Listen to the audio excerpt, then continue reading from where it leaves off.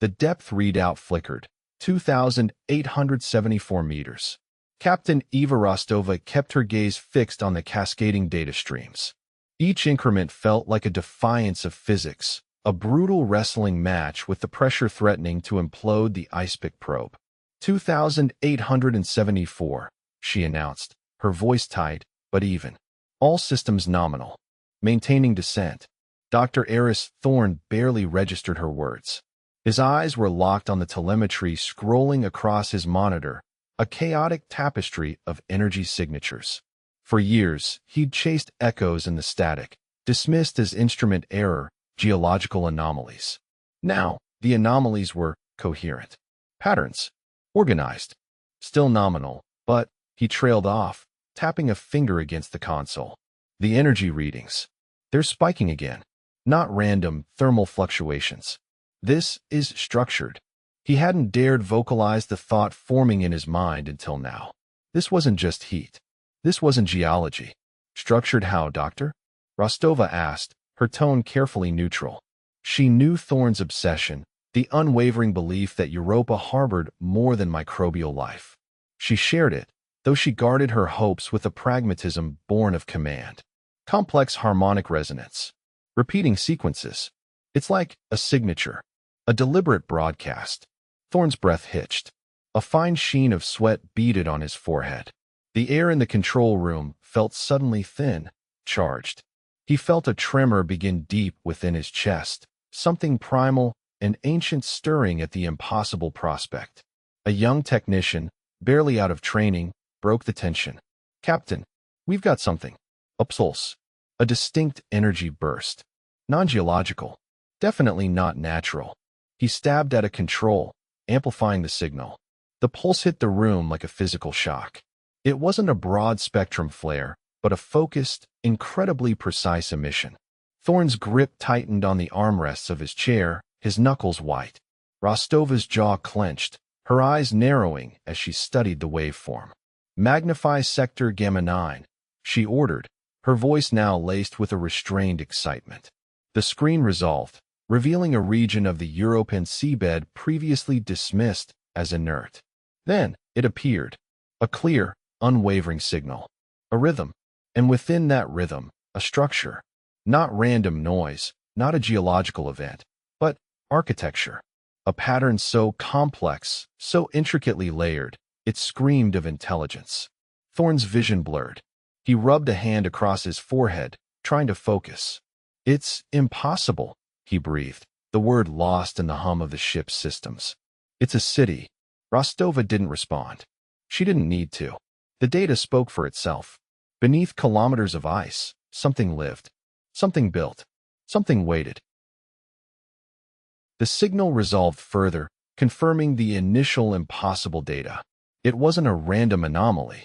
The bioluminescent structures beneath the European ice weren't geological formations. They were deliberate. Buildings. Streets. A city sculpted from ice and something else. A glowing, organic material that pulsed with a faint, internal light. Chun, the mission's lead geologist, stared at the holographic reconstruction, her lips a tight line. Her knuckles were white where she gripped the edge of the console. Thermal vents don't arrange themselves into perfect tetrahedrons, Dr. Chun, Rostova stated. Her voice clipped, devoid of inflection. She stood ramrod straight, her gaze unwavering as she studied the data stream. The political weight of the discovery pressed on her shoulders, a physical burden. Every sensor reading, every pulsing light from the city below, amplified the risk. Mishandle this, and the mission, the entire program, could be shut down. Or worse. Eris Thorne traced a finger across the holographic city, a ghost of a smile playing on his lips. Centuries he'd spent deciphering dead languages, lost civilizations reduced to fragments of pottery and crumbling stone. This was different. A living city. He inhaled sharply, the scent of recycled air suddenly acrid in his nostrils. The rhythm of the signal itself seemed to vibrate within his chest. The complexity, it's extraordinary. The geometry isn't Euclidean. It's organic, but deliberately constructed. A language of forms. A language we don't understand. Chen countered, her voice tight with frustration. And that's the problem. We're talking about an alien intelligence, a civilization we know nothing about. We don't even know if it's gone. It's not gone, May, Rostova interjected, her tone neutral, masking the anxiety that prickled at the back of her neck. The signal is active, consistent with a functioning city. Power signatures are stable, consistent with life. Thorne pushed a stray strand of silver hair from his forehead. The signal isn't just energy, he explained, zooming in on a section of the city's architecture. It's patterned, rhythmic. It's modulating on multiple frequencies. I believe it's communication, not directed at us, necessarily, but a fundamental aspect of their environment. Like a heartbeat. Or a warning, Chen muttered. We're probing their world, Captain. What if this heartbeat is a defense mechanism? A call for help? We are assuming a lot. Rostova turned from the displays, her gaze sweeping across the tense faces in the control room. We proceed cautiously. Dr. Thorne prioritized deciphering the signal, determined if it contains any recognizable structure, any indication of intent. Chun, I need a full geological survey of the surrounding area. Confirm the stability of the ice shelf. And I want multiple contingency plans for every conceivable scenario.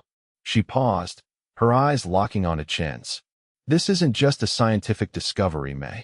This is first contact. And first impressions matter. We need to understand what we're dealing with before we escalate. The image resolved slowly, purging static with each passing kilobyte. Dr. Eris Thorne's hand, moments before reaching for the magnification controls, froze mid-air. The blood seemed to drain from his face, leaving a stark pallor beneath the screen's glow. He hadn't anticipated this. Decades spent studying hypothetical xenocommunication, building linguistic models for silicon-based life, for energy beings, none of it prepared him for this. It wasn't a geological formation. It wasn't a naturally occurring phenomenon. It was a city, a sprawling metropolis constructed from ice, yes, but laced with structures that bloomed with internal light, a network of glowing, biological filaments woven into the frozen architecture. Buildings spiraled and arched, defying gravity in ways that suggested more than just frozen water held them aloft. The scale was impossible. It stretched for kilometers, a shimmering web against the black ocean floor. Captain Eva Rostova's jaw tightened. Years commanding deep space vessels hadn't erased the instinctive caution bred into her. The hardened set of her lips betrayed nothing, but the slight increase in the rhythmic tap of her finger against the armrest spoke volumes. Atmospheric readings? She asked, her voice clipped. Breathable, came the reply from Chun, her tone carefully neutral. Nitrogen-oxygen mix, similar to Earth's. Trace amounts of argon, and something else. Biologically produced, most likely. Thorne barely registered the data. His attention was consumed by the faint, rhythmic patterns emanating from the city, overlaid on the visual feed as a pulsing heat map. He dove into the analysis, fingers flying across the console. The patterns weren't random. They possessed fractal complexity, repeating on multiple scales, yet subtly shifting, evolving. He ran it through every algorithm he'd developed, every known model for complex communication. It wasn't a signal to them, not in the conventional sense. It was inherent. He traced a line of luminous architecture on the screen, following a spiral that mirrored a recurring wave in the data stream. A structure resembling a colossal, frozen blossom pulsed with a soft, internal luminescence. Then it hit him. The architecture wasn't simply in the ice. It was defined by it. The structures didn't reach for a sky beyond. They reached for the underside of the ice shelf itself, as if that frozen ceiling was the limit of their entire universe. A chill, deeper than the European ocean, ran down Thorne's spine. The patterns, the architecture, it wasn't communication across a barrier. It was life within a boundary they hadn't even known existed. They believed the ice was all there was. Captain, Thorne said, his voice barely a whisper, I think we've found a civilization living under the illusion that the ice is the sky. The order came down just after 0400 Greenwich Mean Time, Accelerate. Not expedite, not prioritize. Accelerate. Captain Eva Rostova tasted metal, a phantom tang mirroring the pervasive scent of ionized metal and coolant in the orbital construction facility. The Europa mission had been ambitious, decades in the planning. Now it was a sprint. The data from IcePick hadn't just confirmed life. It had confirmed complexity, a civilization, and the political ramifications back on Earth were already a churning vortex. The Odyssey was a marvel, even in its unfinished state. A sphere of layered alloys, designed to withstand pressures exceeding anything ever engineered. Its hull wasn't seamless, but comprised of interlocking plates, each individually shielded and shock-mounted. Rostova ran a gloved hand across a section, feeling the barely perceptible hum of the internal stress monitors. The construction teams were pushing the material science to its absolute limit. One failure, one microfracture under the European ice, and it would be game over. Not just for the crew, but for the entire mission. For everything. Holding, Captain, but stressed. Ben Okoro's voice crackled over the comm. He was the lead structural engineer, a man who usually communicated in data points and stress tolerances. The tremor in his voice was unusual. We're running the ablative armor at 90% capacity. Any further acceleration of the build schedule, and we risk compromising the thermal dispersion matrix. Compromise is unacceptable, Ben, Rostova replied, her voice clipped and authoritative. Adjust the projections, reroute power from non-essential systems. We need to be ready to deploy in 96 hours. The training facility was a claustrophobic maze of simulated European ocean. Rostova watched Javi Hernandez struggle with the submersible's maneuvering thrusters, his virtual craft spinning wildly in the icy blackness of the simulation. Hernandez, stabilize. You're exceeding critical angle. Compensate with portside vectoring. Javi wrestled with the controls, but overcorrected. The simulated Odyssey impacted a jagged, digital ice formation, the holographic display flashing red. Sorry, Captain, Javi mumbled, visibly frustrated. Rostova felt a pang of sympathy for the young pilot, but there was no room for coddling. A single mistake down there, Hernandez, and it isn't a reset button you're hitting. It's absolute, crushing darkness. It costs us everything. She deactivated the simulation. Again, each drill, each systems check, was a litany of potential failures. The communication array, constantly bombarded with background radiation. The bioluminescence dampeners, crucial for avoiding detection. The navigation system, relying on complex sonar mapping of an ocean they knew almost nothing about. And then there was the psychological strain. Months cooped up in a metal sphere, descending into an alien world. Rostova stared out the observation port, past the skeletal framework of the station, towards the distant, swirling bands of Jupiter. The European city, a network of glowing structures suspended beneath the ice, played on a loop in her mind's eye. They thought we are the sky falling, she realized, a cold certainty settling in her chest. They believed the ice was the universe, and in less than a week, she and her crew were going to shatter that belief.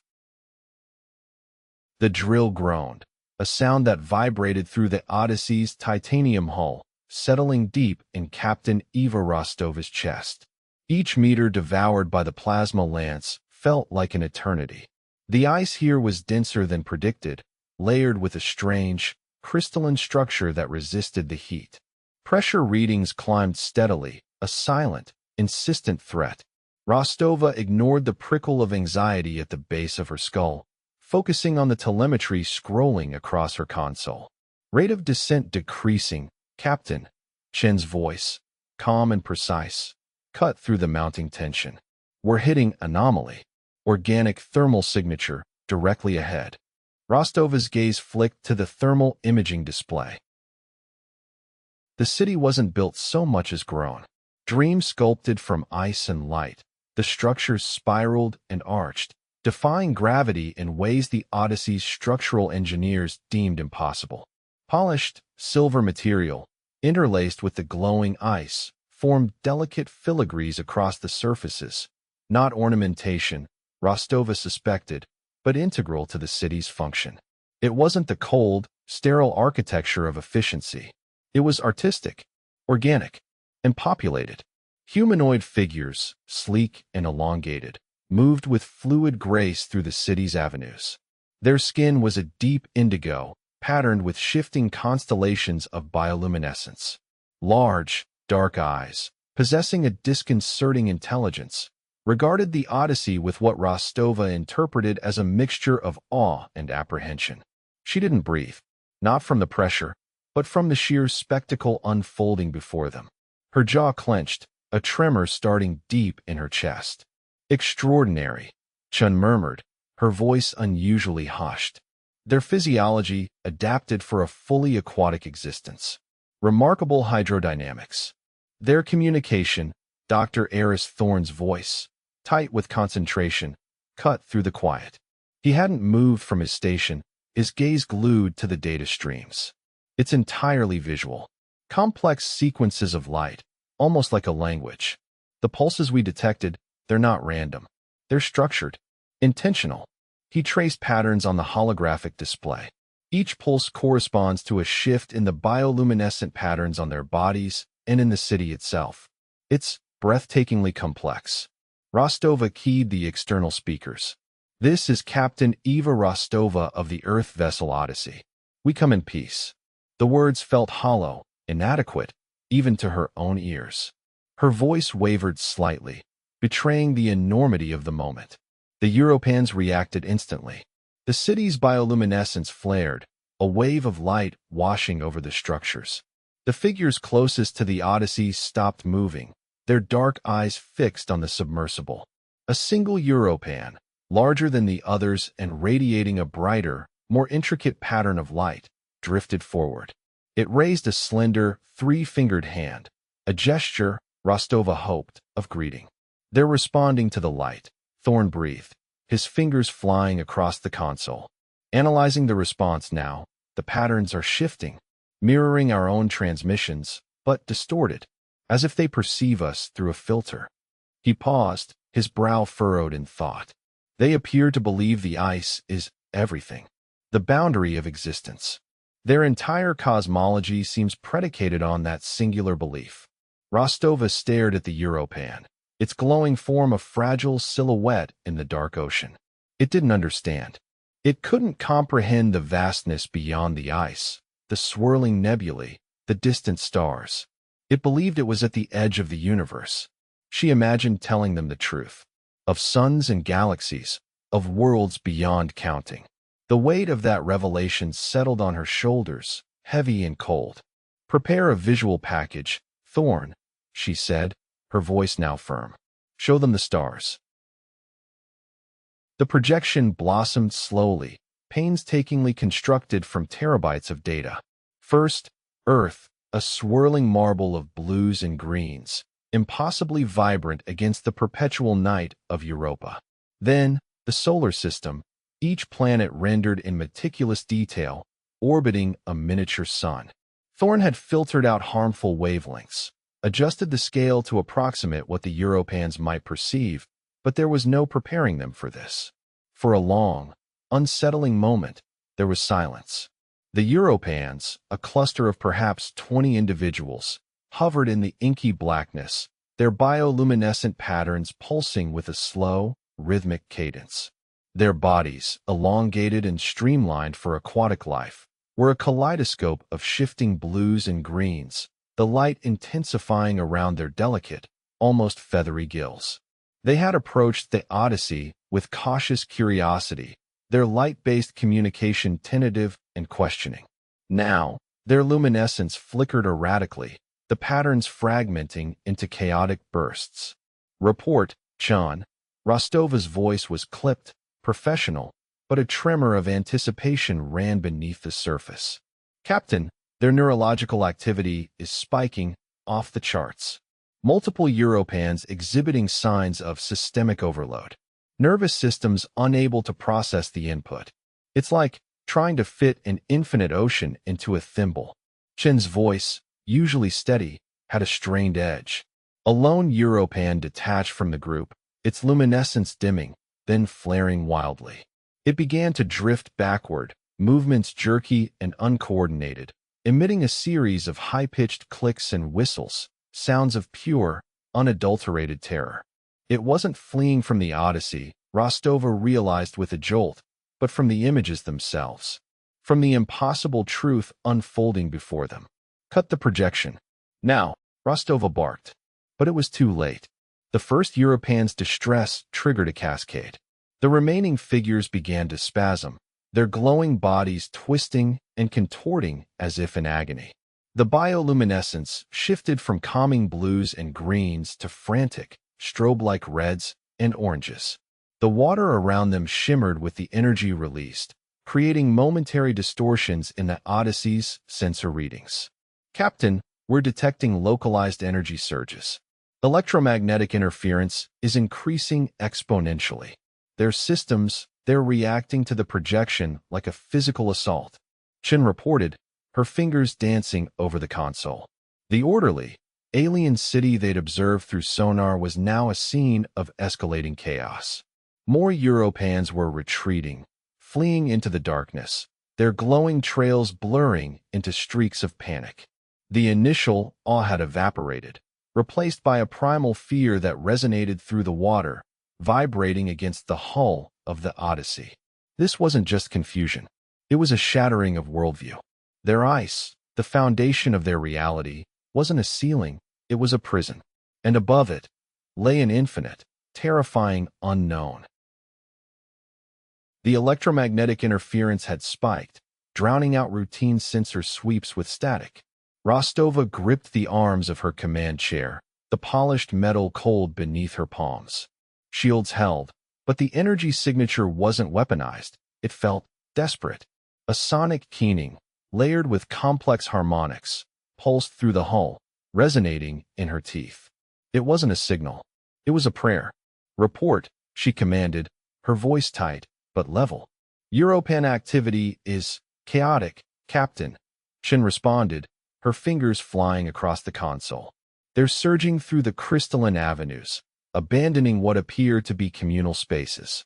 Like a mass evacuation, but disorganized. No clear direction. On the main view screen, the city, previously a marvel of bioengineered ice, was dissolving into streaks of frantic light. The luminous trails of fleeing Europans painted the darkness with their terror. Thorn, his face pale, was hunched over a linguistic analysis station, muttering to himself. The projections, they've fundamentally altered their perception of reality, he murmured, not looking up. Their language is rooted in spatial relationships, the tangible. We showed them infinity, they don't have a concept for it. It's as if we've introduced a color they've never seen. Something is forming on the periphery, Captain. Kai's voice crackled over the comm. Numerous contacts, rapidly converging on our location.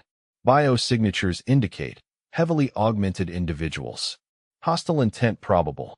Rostova didn't reply, her gaze locked on the tactical display. The contacts coalesced, forming a cordon around the Odyssey. They weren't blocking access, they were containing it. A network of luminous, heavily armored figures, radiating a cold, fanatical energy. The Guardians of the Veil. They're spreading, Captain, Chen reported, her voice strained. They've sealed off all major thoroughfares. We're effectively quarantined. Rostova initiated a high-resolution scan of the Guardian formations. Each figure bore intricate, glowing glyphs etched into their bioluminescent skin, symbols of devotion, of protection, of zealous faith. She zoomed in on the lead Guardian, a towering figure radiating authority, and felt a prickle of unease. This wasn't simply about fear. This was a deliberate, calculated response. Thorn, what have you gleaned from their archives? Anything about a group like this? They're an ancient order, Captain, Thorn said, finally lifting his head, his eyes haunted. Dedicated to preserving the sacred geometry of their world. They believe the ice isn't just a physical barrier, but a divine shield protecting them from nothingness. They interpret anything that challenges that belief as blasphemy. Kai's voice cut through the rising tension. Captain, they're broadcasting. A localized signal aimed directly at us. I'm attempting decryption. The decrypted message flooded the Odyssey's audio systems, a resonant, echoing chant. It wasn't directed at them, but over them, as if speaking to a higher power. A plea for forgiveness. A condemnation of intrusion. On the view screen, the city of ice, once breathtaking, felt less like a discovery and more like a shattered relic. Their universe, so carefully constructed, so utterly believed, had irrevocably fractured. Thorn hadn't left the research bay in 14 hours. Not for a proper meal, not for a bio break, not even to acknowledge the concerned glances of the crew. The sub-zero temperatures, usually a discomfort, were now merely a backdrop to the chill that had settled deep in his bones. He traced a finger across a shimmering reconstruction of a European archive, a spiraling ziggurat of ice crystals, projected from data gleaned over days of relentless decryption. Synth coffee, lukewarm and bitter, did little to stave off the fatigue pressing at the edges of his vision. Their entire history wasn't recorded in text, not as humans understood it. It was woven into the geometry of the structures themselves, into the patterns of bioluminescence, into the resonant frequencies of the ice. He'd begun to recognize motifs, repeating spirals, echoing voids, and a pervasive sense of stillness. Not the absence of movement, but an absence of change. The Europans hadn't conceived of a universe beyond their icy shell. They believed the underside of the ice was all that existed, a flawless mirror reflecting a perfect, unchanging reality. They called it the Great Stillness. Fascinating, he murmured, more to the holographic constructs than to anyone else. The reconstructions showed a cosmology built on unwavering certainty. A world without horizons, without possibility, without hope, perhaps. It wasn't ignorance, exactly. It was a deliberate, cultivated blindness. A chosen limitation. Kai's voice, clipped and precise, broke the silence. Captain, I'm picking up increased energy signatures. Multiple locations. It appears to be a coordinated deployment. Rostova appeared in the doorway, her face etched with concern. Report, Kai. And Thorn, what's the status of the archive analysis? Their history. It's built on the belief that the ice is their universe, Captain. Not just a barrier, but the fundamental law of existence. He scrubbed a hand across his tired eyes. The implications were starting to coalesce into something deeply unsettling. And Rostova pressed, her voice sharper now. Thorn brought up a specific glyph sequence, a recurring pattern found in the oldest archives. It's a prophecy, or a warning. They speak of skybringers, those who would shatter the stillness and reveal the void beyond. A prickling sensation rose on his skin, a visceral response to the weight of the ancient text. Rostova's jaw tightened. Skybringers? As in us. It appears so, Captain. And this isn't just ancient history. The Guardians of the Veil, the militant faction we've identified, are mobilizing. They see our presence as a fulfillment of this prophecy. A cataclysmic one. He traced the glyphs again, a growing dread constricting his chest. The prophecy didn't speak of welcome or understanding. It spoke of defense, of eradication. Damn it, Rostova breathed, her gaze sweeping over the holographic city. They're interpreting our attempts at communication as an attack. He barely registered her words. He was too focused on the archive's final, chilling revelation. A diagram, crudely rendered but undeniably clear, depicted the Skybringers not as explorers, but as harbingers of a greater, unknowable darkness. They weren't feared for what they were, but for what they represented, the end of everything. The summons arrived not as a transmission, but a displacement of water, a precise, rhythmic pulse against the Odyssey's hull. Lyra, leader of the Guardians of the Veil, had accepted Thorn's relayed request for discourse, but on her terms. A challenge. She calls it the dance, Thorn said, his voice tight as he monitored the sensor readings. He ran a hand through his already disheveled hair, knuckles white against the console. A test of intent, a demonstration of skill, and, according to the translated protocols, a probing of the mind. Rostova adjusted the controls of her exosuit, the polished metal cool against her skin. Invasive was an understatement. To open their minds, even partially, was a risk. To allow them to reciprocate. She wants to see if we're here to learn or to take. Precisely, Thorn confirmed, his gaze fixed on the holographic display. Failure to meet her standards isn't explicitly defined, but the Guardians aren't known for leniency. The designated arena was a breathtaking, terrifying space, a cathedral of ice canyons sculpted by currents and time. Bioluminescent coral forests pulsed with a soft, rhythmic light, casting long, dancing shadows. The water, unbelievably clear, amplified the sense of exposure. Lyra appeared, a fluid silhouette against the glowing coral, her own bioluminescent markings shifting and swirling like liquid starlight. She moved with an effortless grace that defied the pressure of the deep. Captain Rostova. Her voice resonated directly in Rostova's helmet, bypassing the comms systems. Prove to me your respect for this world. Prove you come in peace. The dance began. Rostova engaged the Odyssey's maneuvering thrusters, initiating a series of complex underwater loops and dives. The submersible responded instantly, a precise extension of her will. She pushed the craft, testing its limits, navigating the treacherous canyons with practiced ease. Pressure mounted with each turn, the cold seeping into the suit's thermal regulators. A near miss with an ice spire sent a shudder through the hull. Too close, a voice in her mind warned, but it wasn't hers. It was Lyra, testing her reflexes, assessing her control. Then came the mental component. Lyra initiated a probing pulse, a wave of imagery flooding Rostova's consciousness, a torrent of European history, beliefs, fears.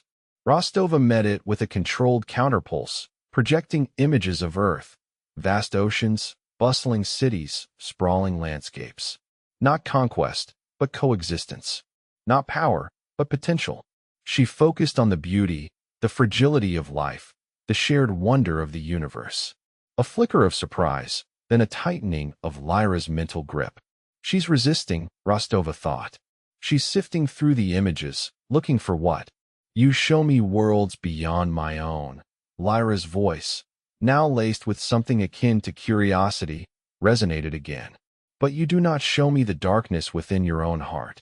Rostova didn't flinch. The darkness exists everywhere, Guardian. But it is the light we choose to carry that defines us. The pressure in Rostova's mind eased, then pulsed. Lyra's mental defenses, rigorously maintained moments before, were fraying. Not collapsing, but softening, like ice exposed to warmer currents. It wasn't a forceful breach, but a yielding. Rostova felt a tremor in the connection, a subtle shift in the texture of Lyra's thoughts, the smooth, ordered flow now laced with static, with something akin to disorientation. Thorn's voice, a quiet murmur in her ear, increasing the fractal complexity. Focusing on nebulae, the Carina Nebula. High-energy emissions, but visually stunning. Across the viewport, the Europan city pulsed with its own internal light, a web of bioluminescence mirroring the complex geometries of their ice architecture. But superimposed on that familiar glow was the alien grandeur of space. Thorn was layering images onto the underside of the ice above, creating a false sky filled with impossible wonders. Rostova monitored Lyra's response, her own pulse a steady counterpoint to the Europan's turbulent thoughts. The nebula bloomed, a chaotic tapestry of gas and dust. Lyra's mental tone, previously sharp and questioning, became fragmented. Too much, she projected, not as a rebuke, but as a statement of overload. Another layer descended, a spiral galaxy, millions of stars swirling in an impossible dance. Rostova didn't reply verbally, instead sending a calming pulse, a focused stream of imagery. Earthrise, a fragile blue marble hanging in the black void. We are small. We are connected. They believe the ice is all there is, Thorn said, his fingers flying across the console, subtly altering the projection. He shifted from grand galactic vistas to the intimate beauty of planetary systems, a sun-dappled ocean on a distant world, a desert landscape bathed in golden light. He wasn't trying to overwhelm, but to entice. Lyra's mental grip loosened further. A flicker of panic, quickly suppressed. This contradicts everything. The veil protects us from the nothingness.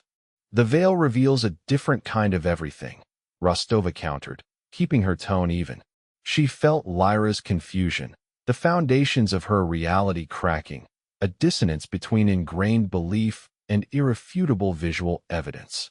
The cold, precise logic of the Guardian's teachings fought a losing battle against the sheer, breathtaking beauty of the cosmos.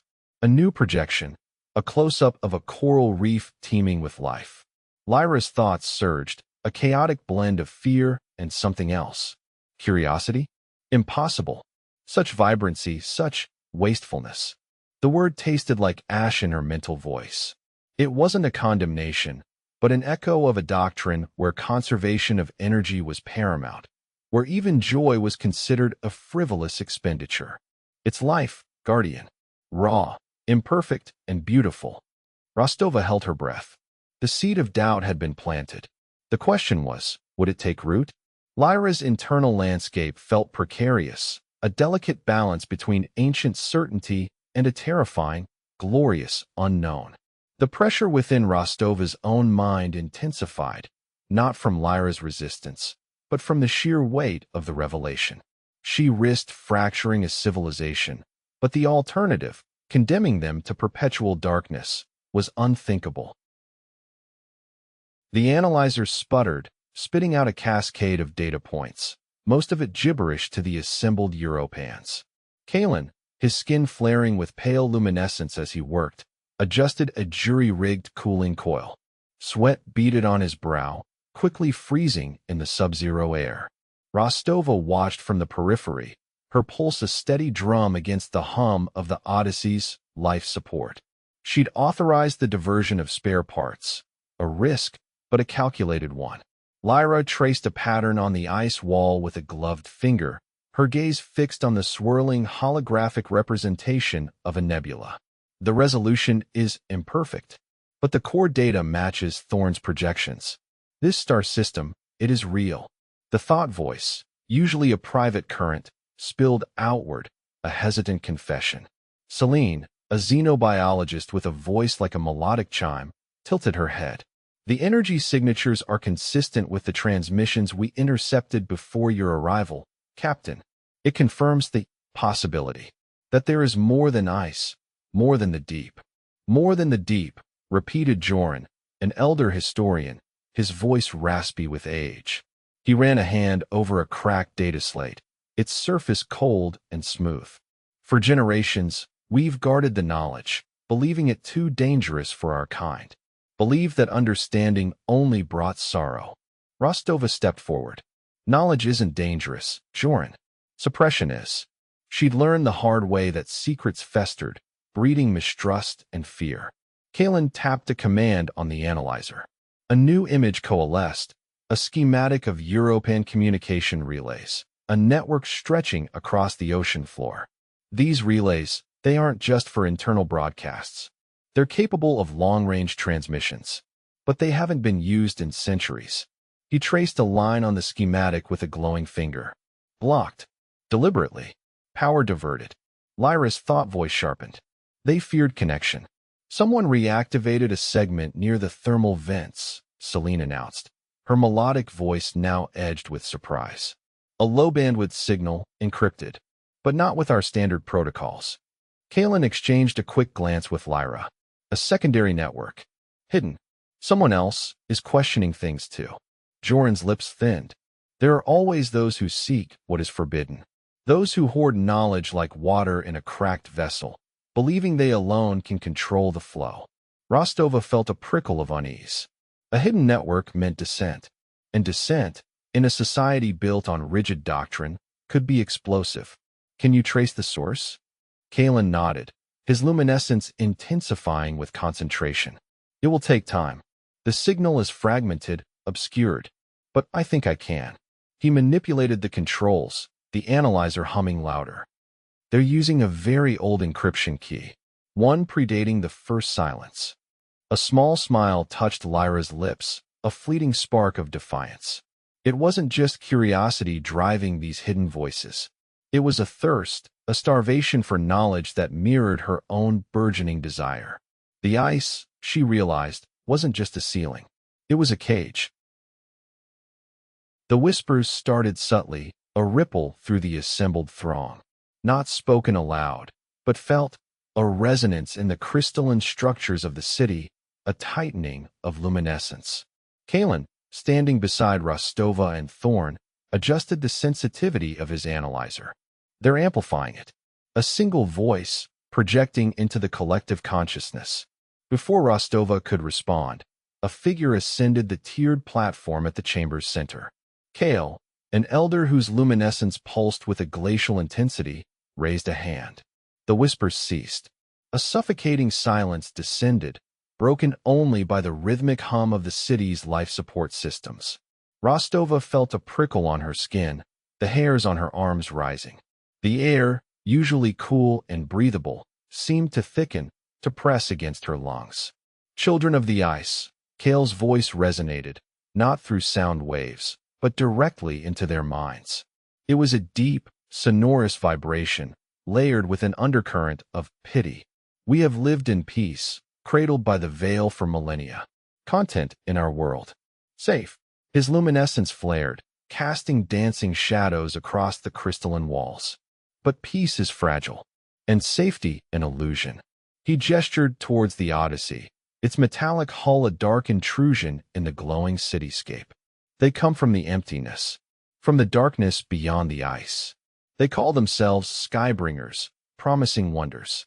But I tell you, they bring only disruption, only the cold touch of oblivion. A wave of fear washed over the crowd. Their luminescence flickered, shifting from a gentle aqua to a brittle, anxious white. Rostova's hand tightened on her sidearm, though drawing it would be a blatant provocation. She glanced at Lyra, who stood rigid, her own luminescence a contained storm. The ice is our mother, Kale continued, his voice growing in intensity. The veil is our protector. It shields us from the horrors that lie beyond. These Skybringers claim there is a universe above, a vast, empty darkness filled with nothing. They offer you false knowledge, a twisted understanding of existence. They tell you our world is small, insignificant. He paused, letting the statement hang in the air, a poisoned barb. They tell you the darkness is not a protector, but a void to be filled. Thorn leaned towards Rostova, his voice low. He's exploiting their foundational beliefs. The ice is everything to them. He's weaponizing their cosmology. Kale's gaze swept across the crowd, landing on individual faces. Do not be deceived. The ice sustains us. It is us. To look beyond the veil is to invite chaos. To embrace the darkness is to court destruction. He raised both hands, his luminescence now blindingly bright. We must protect our world. We must purify ourselves from this contamination. We must prepare for war. A chorus of hardened luminescence erupted from the crowd, a chilling response. Rostova felt a cold dread creep into her bones. This wasn't debate. This wasn't reasoned argument. This was a calculated manipulation, and it was working. She risked a glance at Lyra, who stared straight ahead, her face an unreadable mask. Rostova could feel the tremor in Lyra's usually unwavering luminescence, a fragile resistance against the rising tide of fear. Kale wasn't offering enlightenment. He was selling terror. The first tremor ran through the Odyssey's hull, like a skeletal finger tracing its length. Then came the percussive shock, throwing Rostova against her crash harness. Alarms blared, bathing the bridge in strobing red. Not a gradual system failure. This was deliberate. An attack. Report. Rostova barked, her jaw tight. The comms panel sparked, spitting static. Shields taking heavy energy signatures. Captain. Ito's voice, tight with strain, crackled over the internal comms. Sonic lances, and some kind of focused bioelectric discharge. They're targeting the propulsion array. Rostova's eyes darted across the damaged control screens. The forward propulsion was already flickering offline. A cluster of bioluminescent figures, the Guardians, clad in dark, chitinous armor that amplified their natural glow, were visible on the external cameras, moving with terrifying speed against the black European ocean. They weren't simply attacking. They were systematically disabling the Odyssey, focused on key systems. Emergency power to shields. Divert auxiliary energy from life support. Minimal oxygen scrub, maximum defense, Rostova ordered, her voice clipped and devoid of inflection. She gripped the arms of her command chair, knuckles white. The ship groaned under another impact. The next few minutes dissolved into a frantic ballet of damage control. Ito rerouted power, while Jenks, the engineer, wrestled with the propulsion array, sparks showering from the console. Each successful repair was met with another, more targeted assault. Rostova guided defensive maneuvers, using the Odyssey's limited remaining thrusters to evade the concentrated fire. A sonic lance narrowly missed the viewport, leaving a spiderweb crack in the reinforced polymer. "They're adapting, Captain," Jenks said, his face pale but focused. "Predicting our countermeasures. Someone is coordinating them." A private channel blinked on her console. "Lyra, Rostova, Kale is behind this. He anticipated your movements. The attack began precisely when he predicted. I've disabled several of their targeting beacons, but it's not enough." Her voice was a fragile thread against the din of battle. "Can you tell us what they're prioritizing?" Rostova asked, keeping her gaze fixed on the external cameras. "Propulsion. Communications. He wants you isolated, helpless.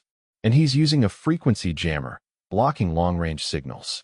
You won't be able to reach the surface for assistance." Another jolt rattled the Odyssey. A section of the hull plating buckled, venting a plume of coolant. "They're breaching Sector 4, Jenks announced. "We need to seal it off." "Lyra, can your people divert their attention?" Rostova asked, carefully choosing her words. "Create a distraction?" A pause, then, "I'm sending a team. It's risky, but they're ready. They'll draw the fire, give you time to repair the propulsion. But it won't last long."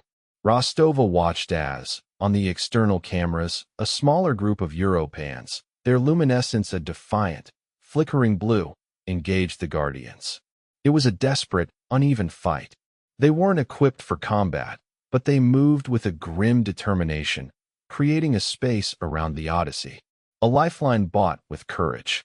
Rostova didn't acknowledge the lump forming in her throat. There was work to be done. The override was sloppy, a brute force hack through layers of archaic European code. But it held.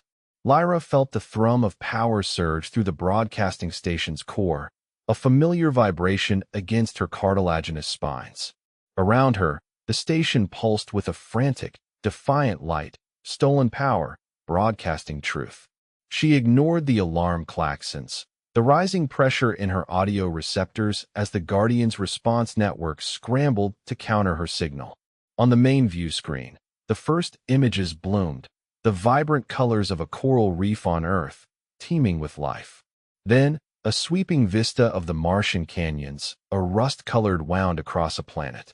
She bypassed the filters, allowed the raw data to flow, a chaotic cascade of information aimed at every bioluminescent receptor in the city, across the entire ocean.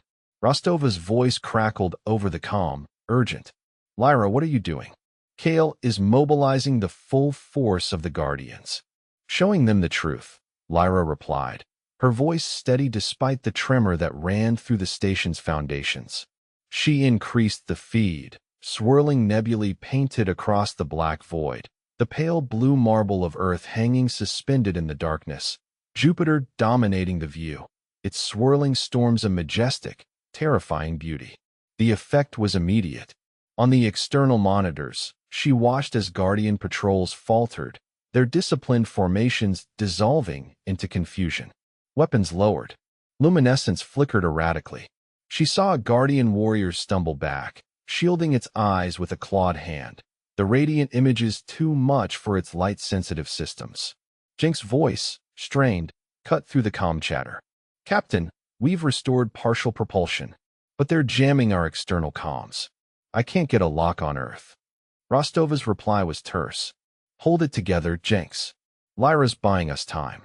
Then, Kale appeared on the monitors, his form a towering silhouette against the pulsating blue of the broadcasting station. His luminescence blazed with fury. Sacrilege! He boomed, his voice amplified across the network. This is heresy. Shut it down, Lyra, before you doom us all. Lyra didn't flinch.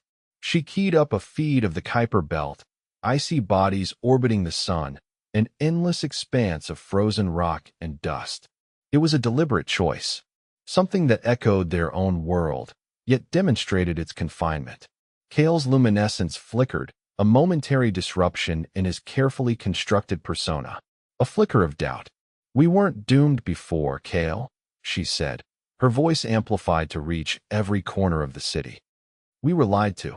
Sacrilege isn't seeking knowledge. It's living a lie. Kale's jaw tightened. You betray our ancestors. The veil is sacred. It protects us. He raised a hand, and a squadron of guardians surged forward, their weapons glowing. But their movements were hesitant, their luminescence clouded with uncertainty. Lyra switched to a panoramic view of the Milky Way, billions of stars stretching into infinity. A silent, breathtaking spectacle. The effect rippled through the guardians like a shockwave. Weapons clattered to the icy floor. A low murmur rose from the city, a chorus of confused wonder and dawning realization. The truth, unleashed, was a force far more powerful than any weapon. It was a tide turning, a world awakening. The broadcast hadn't extinguished the spark of belief, it had ignited a conflagration. Europa's dark ocean, moments ago alight with the cautious curiosity of a species awakening, now pulsed with the crimson and sapphire flares of war. The Guardians, their bioluminescent markings burning with righteous fury, engaged Lyra's followers in a brutal dance of light and shadow. The city, once a breathtaking testament to alien ingenuity, became a shattered kaleidoscope of ice and energy. Inside the Odyssey, Thorn's breath hitched, his fingers tightening on the console. Not fear, not exactly. A cold, sickening realization. Kale hadn't simply preached against the Skybringers, he'd weaponized ignorance, twisting the Europan reverence for the ice into a tool of control. He'd known exactly how to fracture their society, how to turn wonder into wrath. The data streams showed targeted attacks on the bioluminescent networks, severing communication lines, isolating pockets of rebellion. They're disabling the harmonic beacons, Elio stated, his voice clipped and precise, eyes fixed on a cascading failure of blue light on the tactical display. Cutting off Lyra's network. Standard tactic, isolate and conquer. He didn't need to voice the implications. It meant Lyra's followers, those scattered throughout the city, were being hunted. Captain Rostova's jaw was set, her gaze unwavering as she monitored the escalating conflict. This isn't a war we want, but it is happening. She wasn't issuing orders. She was voicing the impossible weight of their position. Intervention meant escalating the conflict. Inaction meant abandoning those who'd risked everything to help them. Helm, bring us closer to Outpost 7. That's where Lyra's primary research team is located. The Odyssey surged forward, its powerful floodlights slicing through the murky water. The city's structures loomed closer, revealing the scale of the devastation. Sonic disruptors pulsed, sending tremors through the submersible's hull, distorting the already chaotic visual field.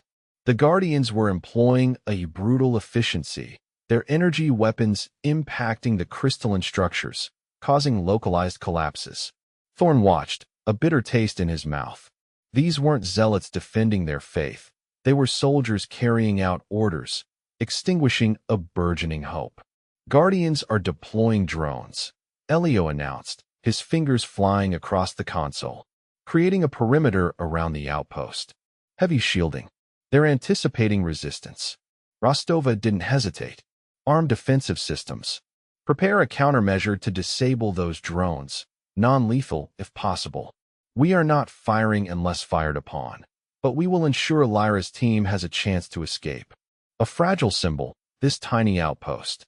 A fragile symbol of a universe revealed, now caught in the crossfire of a civilization tearing itself apart. Rostova's gaze drifted toward the holographic projection of Earth, a distant blue marble hanging in the blackness. Was this the legacy they would leave behind? Not enlightenment, but conflict? A new Pandora's box, opened beneath the ice? She didn't ask the question aloud. The weight of the answer was already crushing her. The chamber hummed, a low thrum that resonated not in the ears, but in the bones. Kale stood before them, skeletal fingers tracing the facets of a colossal obsidian structure that dominated the space. It wasn't built, not in the way the Odyssey's designers understood construction. It grew, a jagged, alien bloom in the perpetual darkness, radiating a coldness that even the Odyssey's shielding couldn't fully block. Around them, the remaining guardians, their bioluminescent patterns flickering with barely suppressed rage, formed a silent, menacing circle. Rostova kept her hand near the pulse rifle at her hip, a chill crawl starting at the base of her spine. Lyra, surprisingly, stood straighter than Rostova expected, her own bioluminescence burning with a defiant azure. No tremor in her stance. Only a fierce, unwavering gaze locked on Kale. You seek to illuminate what was meant to remain veiled. Kale's voice was a rasp, older than the ocean itself. To shatter the harmony of our world with your truths. He spat the word like a curse. You think you offer enlightenment? You offer chaos. He gestured with a sweep of his hand towards the structure. This is the repository, the culmination of generations of safeguarding. Within are the records, not of what we are, but of what we were. Kale stepped aside, revealing an entrance that shimmered like heat haze. Lyra moved forward, but Rostova gently rested a hand on her arm. Let Lyra lead, but be ready. They entered, the obsidian walls closing around them, the humming intensifying. The interior wasn't filled with scrolls or data crystals. Instead, it was a network of interlocking crystalline formations, pulsing with a faint, internal light. A holographic map of the solar system, crude, distorted, but undeniably there, hung suspended in the center, alongside images of distant galaxies. We charted the stars millennia ago, Kale said, his voice echoing through the chamber. His breath hitched, a shallow rattle in his chest. We touched the void. We understood the boundless expanse. And we saw what lies beyond. Predators. Entities that consume worlds. We retreated. We built the veil. Not out of ignorance, but out of preservation. Rostova's fingers tightened on her sidearm. The revelation hit her with the force of a physical blow. They hadn't stumbled upon a naive civilization, but one that had made a conscious, informed choice. The light you brought, it is a beacon. A summons, Kale said, his ancient eyes fixated on Rostova. You've brought a plague. A tremor ran through his frame, a final, desperate act of conviction. And the darkness will answer. He raised a hand, and the bioluminescent patterns of the guardians blazed, a wave of cold fury washing over the chamber. Lyra didn't flinch. She met his gaze, a resolute fire burning within her. The truth, she said, her voice ringing with clarity, will set us free. The silence in the chamber was profound, broken only by the rhythmic hum of the Europa data archives and the soft, melodic chimes emanating from Nyla, one of Lyra's scholars. Kale's defeat hadn't brought immediate celebration, but a heavy stillness. Lyra stood before the deactivated control panel of the Guardian Defense Array, her hand resting on its cold, smooth surface. Around her, Europan technicians, guided by Rostova's engineering team, systematically dismantled the remaining weaponry, a natural progression, a visible promise of peace. Rostova approached Lyra, the chill of the ocean seeping through her thermal layers. They're disabling the last of the long-range sensors. No more outward scanning. A pause. A difficult step for them, I suspect. Lyra turned, her bioluminescent patterns shifting subtly, a muted expression of weariness. It is. Generations believed vigilance was their sole purpose. Now, they must learn to look inward. She touched a pulsating strand of light on her forearm, a gesture of quiet contemplation. Rostova noticed a faint tremor in the Europan's hand. The weight of it all settled on her shoulders, visible in the subtle slump of Lyra's posture. Thorn, meanwhile, was immersed in the heart of the archive, surrounded by a cluster of European scholars. The air here tasted of ozone and ancient minerals. Crystalline structures pulsed with data, displaying complex geometries he was only beginning to decipher. He traced a finger along a particularly intricate pattern, feeling the cool smoothness of the material. He hadn't anticipated the sheer scale of their accumulated knowledge, a history stretching back millennia, hidden from the cosmos. A pang resonated in his chest. Had they done the right thing? Shattering a comfortable illusion, replacing it with what? A universe of infinite wonder, yes, but also potential threats. He carefully chose his words, avoiding any hint of condescension.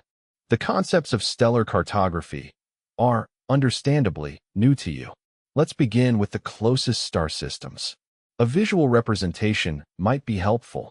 One of the European scholars, a frail, ancient being named Jaren, raised a bioluminescent hand. We have records, xenolinguist.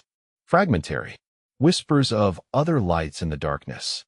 Legends dismissed as myth. Now they seem less distant. Jaren's markings flickered with a troubled curiosity. My people encountered similar stories, Rostova said, joining them. Dismissed as folklore until we began to explore. Thorn shifted his focus to a newly activated holographic projector, displaying a simplified map of the solar system. The European scholars leaned closer, their luminescent bodies casting an ethereal glow on the projected image. He watched their faces, searching for understanding, for acceptance. He saw, certainly, but also a flicker of fear. Later, watching the Europeans begin to assemble their own exploratory probe, a fragile, ambitious structure built from salvaged components and their own nascent technology, Thorn felt a different kind of weight settle upon him. It wasn't guilt, not precisely. It was the immense, almost unbearable responsibility of sharing a universe brimming with possibilities, with perils he hadn't even begun to fathom. He looked toward the ice above, imagining the faint, distant stars. The journey, he knew, had only just begun, and the immensity of it pressed down on him, a silent, cosmic burden. The cavern throbbed with a low, resonant hum, a symphony of repurposed Odyssey components and newly fabricated European tech. Kalen, his bioluminescence a pulsing kaleidoscope of azure and emerald, meticulously adjusted a focusing lens on the probe's external sensor array. It resembled a manta ray, its broad wings constructed from layers of reinforced ice and a flexible, light-emitting polymer. The transition hadn't been smooth. The scars of the Civil War were still visible in the hastily repaired sections of the cavern, a stark reminder of Kale's rise and Lyra's costly victory. But they had built this, together. The probe, christened Skyseeker by Lyra's council, wasn't meant to pierce the ice entirely, not yet. Its mission was simpler, more tentative, to gather data from the underside of the icy shell, to map the structural weaknesses, to send back images of what lay above. The Europeans, for millennia, had considered the ice the definitive boundary of existence, a benevolent ceiling sheltering them from nothing, because they had believed nothing existed beyond it. Now, fueled by the images Elio and Rostova's crew had projected, by the tantalizing glimpses of a universe teeming with stars and planets, they were driven by a thirst for knowledge previously unthinkable. Rostova watched Kalen work, a flicker of pride warming her chest. The precision of his movements, the way he coaxed the delicate instruments into alignment, spoke volumes about the rapid evolution of European engineering. He paused, his luminous gaze meeting hers. Logical progression, he signed, using a modified version of the light pattern language Thorn had helped decipher. To understand the source of the light, we must seek it directly. Elio, hovering near a holographic display of the probe's sensor readings, adjusted a calibration setting. The atmospheric sensors are green. Radiation shielding is within acceptable parameters. He scanned the data stream, a frown creasing his brow. Minor energy fluctuations near the forward array. Probably just interference from the geothermal vents. A ripple of pleased murmurs spread amongst the assembled Europan engineers. Their bodies pulsed with shared anticipation. Lyra, standing beside Rostova, offered a small, grateful nod. It hadn't been easy, convincing the elders to divert resources from vital life support systems to this extravagance. But she had argued that survival wasn't merely about sustaining life, but about understanding it. Kalen gave a final, satisfied nod. Ready for ascent. Rostova felt a knot of anxiety tighten in her stomach. This was it. A small probe, carrying the hopes and dreams of an entire civilization, venturing into the unknown. She gripped the armrest of the observation platform, her knuckles whitening. It wasn't the technical aspects that worried her, but the psychological weight of the moment. What would they find? And could the Europans, after centuries of enforced isolation, truly handle the truth? The shimmer of bioluminescence painted Kalen's face in shifting hues of turquoise and gold. He hadn't spoken for nearly 5 minutes, simply watching Dr. Thorne manipulate the holographic projection of a hydrothermal vent field. The European's large, dark eyes, usually alight with pragmatic analysis, were now wide with something akin to wonder. It wasn't the vent itself, Rostova realized, but Thorne's ability to render its energy flows visible, to make the invisible known.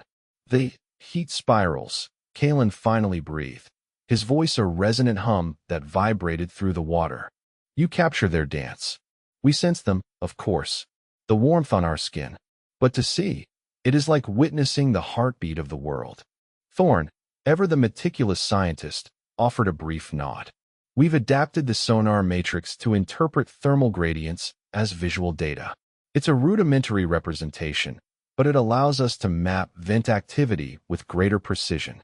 His fingers danced across the console, isolating a particularly energetic plume.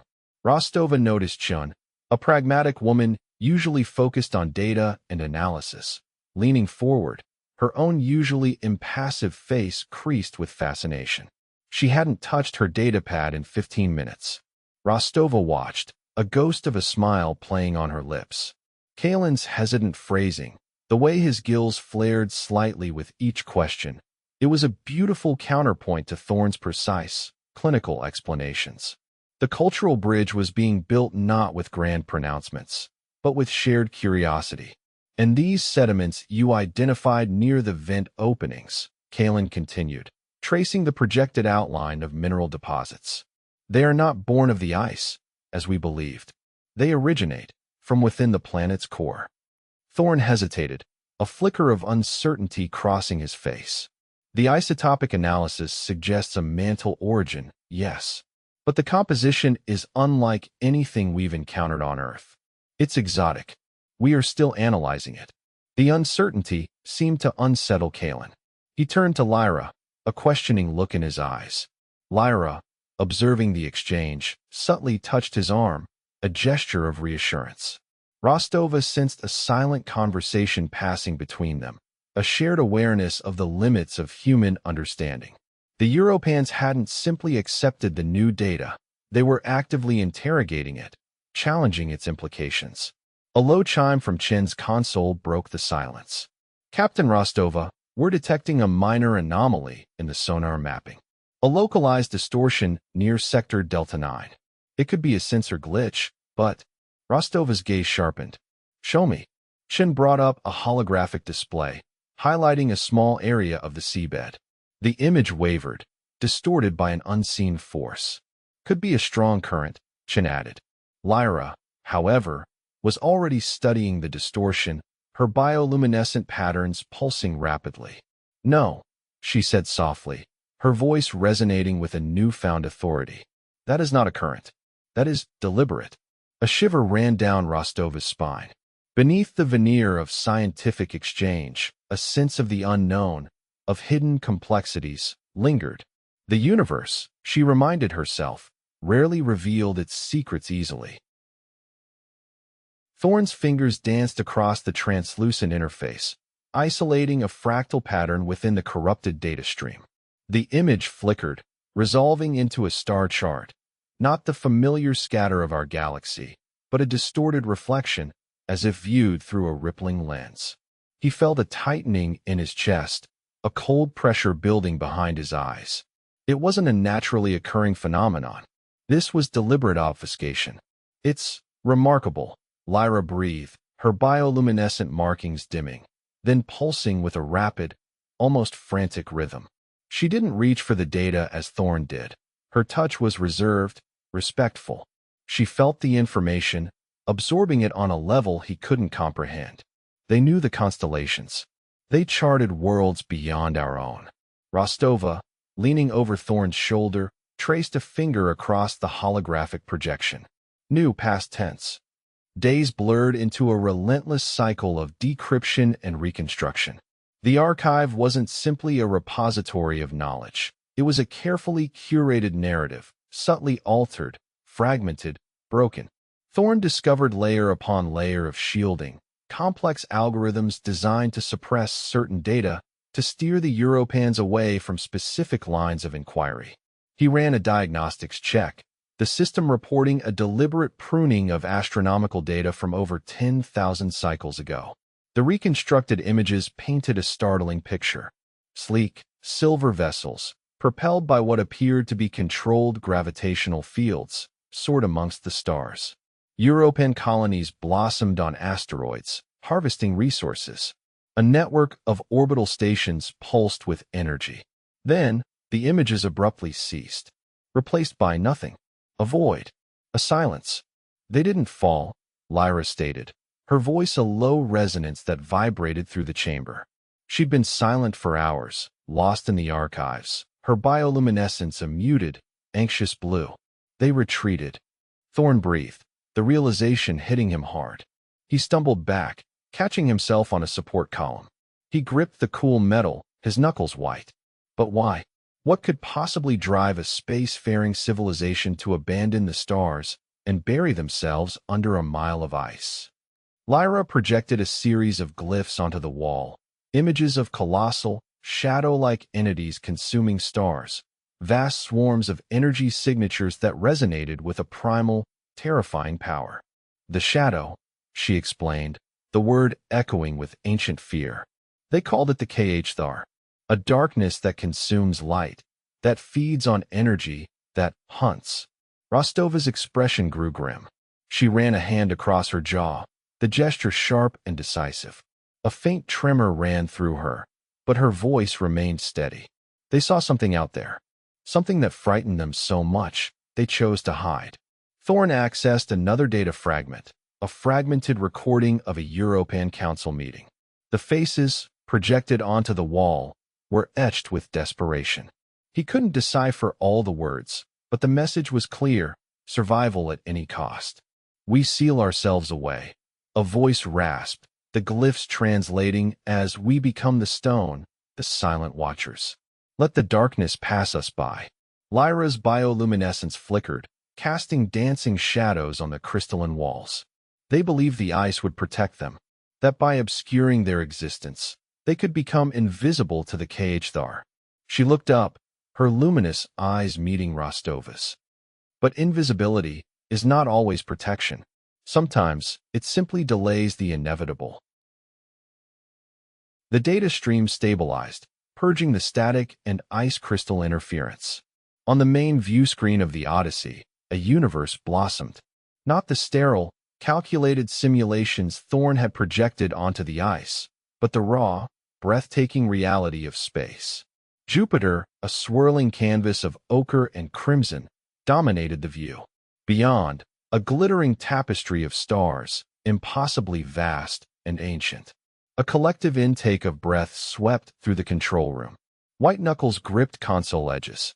Thorn, normally a whirlwind of kinetic energy, stood statue still, his gaze locked on the unfolding panorama. The probe, designated Skyseeker, had breached the ice. Lyra was closest to the screen, her bioluminescence pulsing with an accelerated rhythm. A faint tremor ran through her body, but she didn't flinch. She reached out a hand, as if to touch the impossible distance, the cool light of distant suns. There, seeing it, breathed Kai. a young European technician who had quickly become adept at translating the probe's raw data. His voice was hushed with reverence. The signal from Skyseeker wasn't just visual. It was carrying data, gravitational readings, electromagnetic fluctuations, the chemical composition of the void. But woven into the technical data was something else. A new signal emanating from the European population. It wasn't a language Thorn recognized, not yet. It was joy, a resonant, harmonic cascade of light and energy that echoed through the Odyssey's systems. Kyla, one of the guardians who had first regarded the humans with suspicion, stood silently beside Rostova.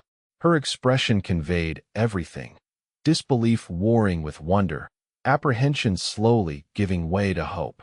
The silver tear, a byproduct of the European's unique bioluminescent chemistry, traced a path down her cheek, shimmering in the blue light.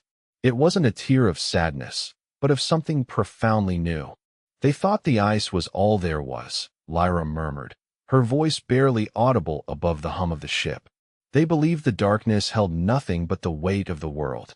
Now, they see what we showed them is real. Rostova's gaze shifted from the screen to Kyla, then back to the swirling majesty of Jupiter. A slow smile touched her lips. The Europans hadn't simply accepted the evidence. They had embraced it. They believed us. And in that moment, bathed in the reflected light of a distant galaxy, Rostova knew that this wasn't just first contact. It was the beginning of a shared future. The shudder wasn't mechanical. It resonated through the hull, through the deck plates beneath Captain Eva Rostova's boots, and settled as a low ache in her chest. Not pain exactly, something displaced, like a phantom limb finally acknowledging its absence. Each meter the Odyssey climbed, each foot further from the European city of Ethel, felt heavier than the crushing pressure that had defined the last 3 weeks. Kyla's voice, crisp and professional as always, sliced through her reverie. Ascent proceeding nominally, Captain. Channel integrity stable. Atmospheric readings consistent with pre-descent parameters. Rostova ran a hand along the viewport frame, the cold metal a grounding sensation. Nominally. Everything was nominally proceeding, but nothing felt normal. Confirming, Rostova replied, her own voice sounding oddly distant. She glanced at Eris Thorn, the xenolinguist, who stood silently observing the dwindling glow of Ethel. He hadn't said much since they transmitted the final data package, hadn't needed to. She saw a subtle softening around his eyes, a stillness that suggested a profound reckoning. He turned, catching her gaze. Remarkable, isn't it? He said quietly, not of the engineering feat or the geological anomaly, but of the faces they'd seen lit by their lamps. Not just that they accepted what we showed them, but that they understood, truly understood. The implications are astounding. Rostova didn't reply. Astounding barely touched it. It wasn't the discovery of life that weighed on her. It was the burden Rostova hadn't asked for, the knowledge that this civilization, nurtured in the perpetual dark, had been unknowingly adrift, tethered to a fabricated reality. The channel narrowed, the bioluminescent structures fading into the absolute black beyond the submersible's powerful lamps. The Odyssey moved with a deliberate grace, fighting the persistent pull of Europa's gravity. Rostova watched the increasing darkness, a void that once represented the unknown, now mirrored something within her. A sense of responsibility. They had torn down a carefully constructed cosmology. They had offered a universe. And now, they were leaving the Europans to rebuild, to grapple with the immensity of it all. ETA to launch point, 15 minutes, Kyla announced, her voice betraying none of the emotional turmoil Rostova felt. It was just a job for Kyla, a series of calculations and procedures. Rostova envied that, a little. She traced a pattern on the viewport with her finger, a replica of the European constellations they had projected onto the ice. Earth, Mars, Jupiter, stars beyond counting. They hadn't just revealed a sky, they'd given them a future. A daunting, terrifying, magnificent future. And Rostova knew, with a chilling certainty, that this wasn't an ending. It was a beginning. A shared beginning.